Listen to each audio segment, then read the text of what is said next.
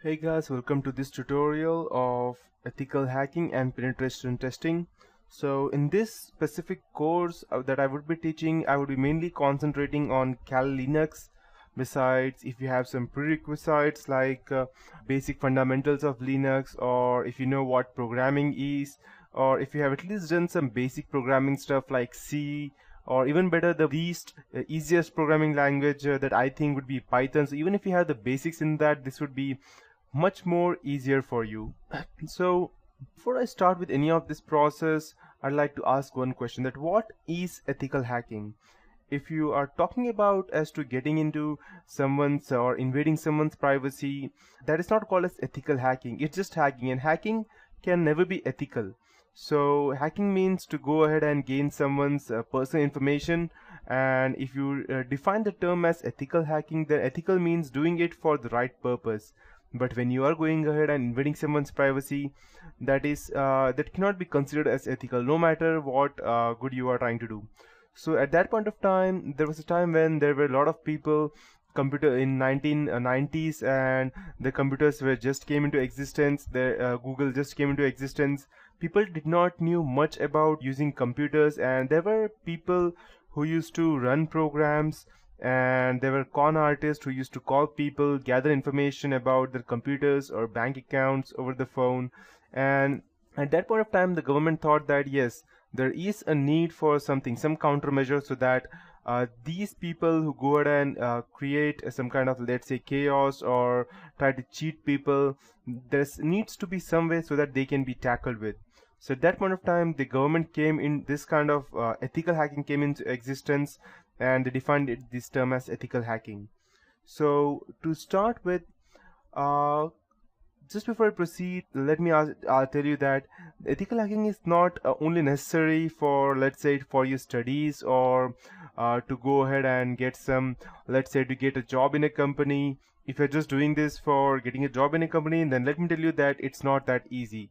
And even if by the time you see this course may become a bit outdated, because to be in process to gain information about ethical hacking, what I could do in this tutorial is that I can go ahead and give you the latest updates that I have, but this is as for today.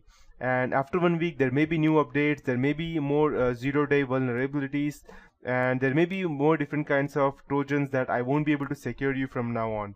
So, and just before I proceed, I would like to tell you that this is just for educational purpose only, and anything that would be used for doing malicious purpose, I don't take any responsibilities for that, or even my company.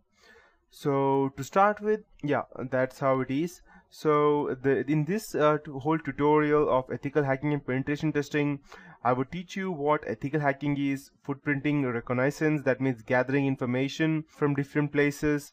Then we need to go out and scan the networks, the IP addresses, the WHOIS, the domain names, and we need to go out and get into systems. So getting into a system is far different from what we see in movies. It's not like we can just go ahead, and if you see some movies like, let's say, The Matrix, which was very famous, or if you go ahead and see the Hackers movie, or if you see any movie in which they show that okay, this guy is a hacker, so you can see them that they just go ahead, type some random stuff into computers or cell phones, and yes, it is hacked. But no, in reality, that is far away from different. It's not that interesting that you just go and get some terminals like this, the one I have on my screen, and you just go ahead and type in some stuff, and yes, you can go to hack. No, it does not work like that. You need to go ahead and gather information about your specific target, each and everything related, from his personal life to his background, what he did, to his history, what he did, to what he is current, what he likes, what he does not. Yes, because ethical hacking is a term which consists of gathering information and exploiting them on your target. But ethical hacking is not only to save yourself or your customer to whom you would go and save from getting, let's say, getting indicted from the specific hacker. It's also about attacking them. So you might be thinking that why do we need to attack someone? If you go ahead and try to penetrate someone else's organization, then it is unethical, right? Yes, that is unethical. But if you get the permission, then it is not. So there are some or not some, I can say that most of the organizations allow penetration testing on their firms.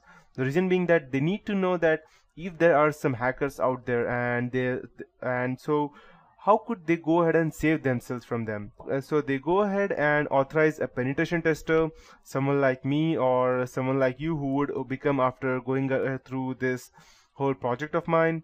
So once you go through this project, you will become some kind of an ethical hacker, but you need to keep yourself updated and you need to go ahead and practice continuously, and there is no actually stop for this ethical hacking.